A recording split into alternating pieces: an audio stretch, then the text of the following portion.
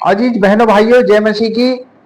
Miracle of Jesus ये मेरे channel का नाम है और आप सबका स्वागत करता हूं। मित्रों, आज मैं आपके सामने मरकुस रचित सुसमाचार उसका 3रा अध्याय की चंद आयतों के द्वारा एक्सप्लेन करूंगा और प्रभु आप सबको बहुत आत्मिक आशीष देगा। मित्रों, मरकुस रचित सुसमाचार 3रा अध्याय उसके पहले पद से मैं पढ़ना आरंभ करूंगा। वो फिर आराधनालय में गया। वहां एक मनुष्य था जिसका हाथ सूख गया था और वे उस पर दोष लगाने के लिए उसकी घात में लगे हुए थे, यानी फरीसी लोग, कि देखें सबत के दिन यीशु उसे चंगा करता है कि नहीं।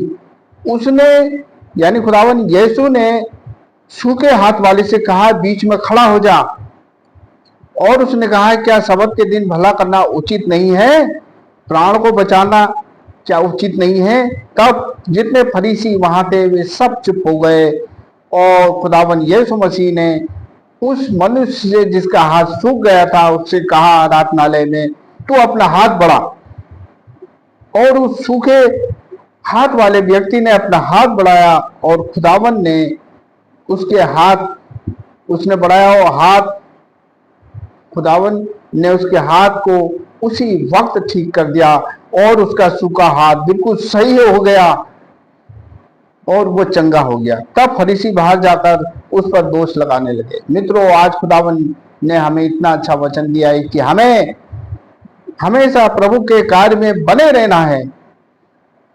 खुदावन ने कहा कि तुम 7वें दिन को विश्राम मानना और इस दिन कोई कठिन या भारी काम मत करना, लेकिन उस दिन लेकिन हमारा कर्तव्य कि उस दिन हम भलाई करते रहें और लोग और परेशान जिंदगियों को की मदद करें। और यही खुदावन यीशु मसीह ने आज हमें बताया कि सबत के दिन यदि कोई व्यक्ति मर रहा है या परेशान है, क्या उसको ठीक ना करें?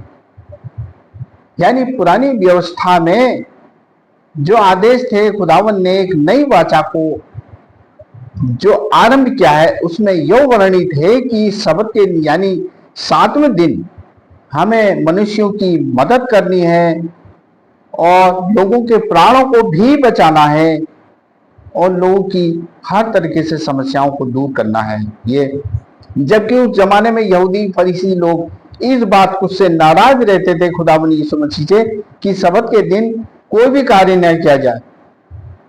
लेकिन खुदावन यीशु मसीह ने नई भाषा में बताया है कि सबत के दिन हमें भलाई के कार्य करते रहना चाहिए। मित्रों, खुदावन यीशु मसीह ने बड़े बड़े चमत्कार किए। मिराकल ऑफ जीसस यानी खुदावन यीशु मसीह के चमत्कार से संबंधित मेरा यह वीडियो आप जो देख रहे हैं, इसमें मैं खुदावन यीशु मसीह के उन चमत्कारों का वर्णन करता हूं जो खुदावन ने चमत्कार किए और आज भी वो चमत्कार करने को तैयार है। लेकिन हमारा विश्वास, हमारा ईमान, यदि हम खुदावन पे विश्वास ईमान लाते हैं तो आज भी वो हमारे सामने चमत्कार करने को तैयार हैं। लेकिन बस हमारा विश्वास खुदावन यीशु पर होना चाहिए।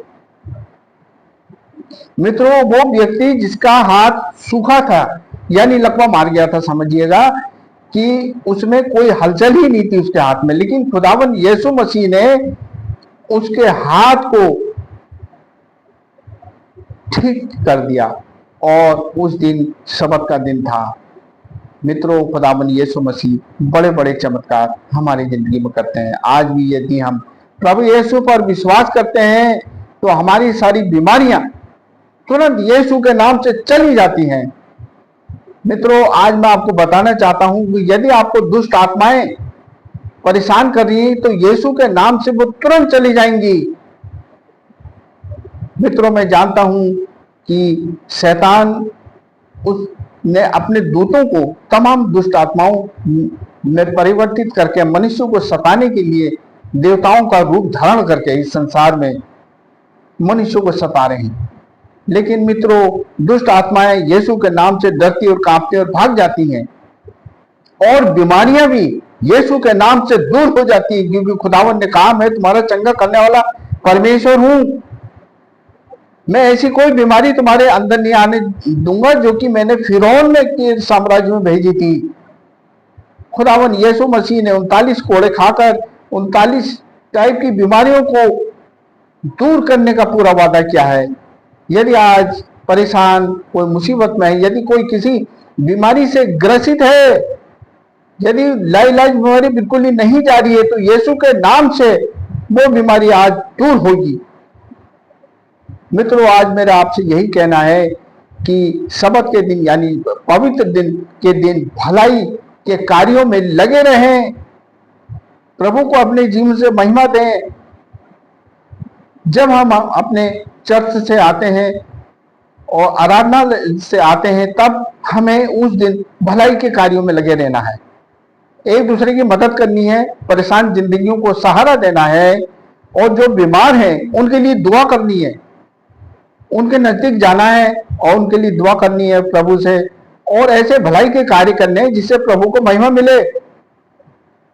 वो सूखे हाथ वाले को, जो कि जिसके जिंदगी में कोई उम्मीद ही नहीं थी, लेकिन आज खुदावन यीशु मसीह, उस दिन खुदावन यीशु मसीह ने उसको छुआ, उसको सूखे हाथ जो था उसको चंगा कर दिया। आज भी कितनी टाइप की बीमारियां हैं यीशु के नाम से चली जाती हैं, लेकिन यदि हमारा विश्वास और ईमान उस पर है तो वो चली जाती हैं। इसलिए खुदावन यीशु मसीह ने फरमाया है कि 7वें दिन यानी सबत के दिन को जैसे पहले माना जाता था, उस दिन हमें भलाई के कार्यों में लगे रहना है, और हमें परेशान मुसीबत जिंदगियों के लिए दुआ करनी है।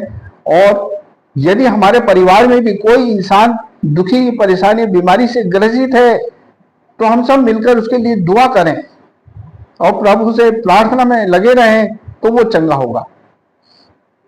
मित्रों, आज कितनी टाइप की ऐसी बीमारी है जिसमें विज्ञान और टेक्नोलॉजी और ये चिकित्सा, मेडिकल चिकित्सा भी फेल हो जाता है, लेकिन खुदावन यीशु मसीह उसको तुरंत चंगा करते हैं। मित्रों, आज विश्वास कीजिए, यीशु मसीह के नाम से सारी बीमारियां चली जाती हैं, और यही खुदावन यीशु मसीह के चमत्कार हैं। आपकी जिंदगी में एक नई रोशनी भर देंगे।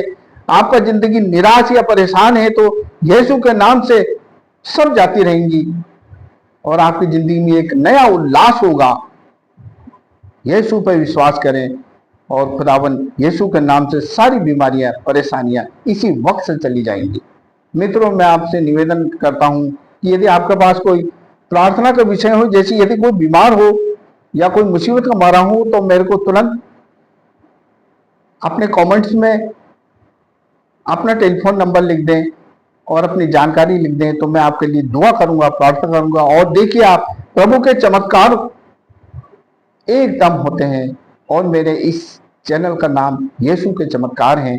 आज आप प्रभु पे विश्वास करें, और प्रभु आपके जीवन में नए चमत्कारों को लेकर आज आ रहा है। मुझे विश्वास है इस प्रेरणादायक वचन से आपको काफी आत्मिक लाभ हुआ होगा। मित्रों, मैं आपसे निवेदन करता हूं कि मेरे इस चैनल को सब्सक्राइब और लाइक कर दीजिए, और औरों को भी शेयर करें। कि प्रभु की आशीष आपको बनी रहेगी, प्रभु का अनुग्रह आप पर रहेगा। प्रभु पर विश्वास करें, और वीडियो को जो मैं डेली डालता हूं, इनको देखते हुए मनन करते रहे। प्रभु आपको बहुत आशीष देगा। मुझे विश्वास है आज के वचन के द्वारा प्रभु आपको बहुत आशीष देगा। प्रभु आपके साथ हो, प्रभु का अनुग्रह आप पर हमेशा बना रहे। आमीन।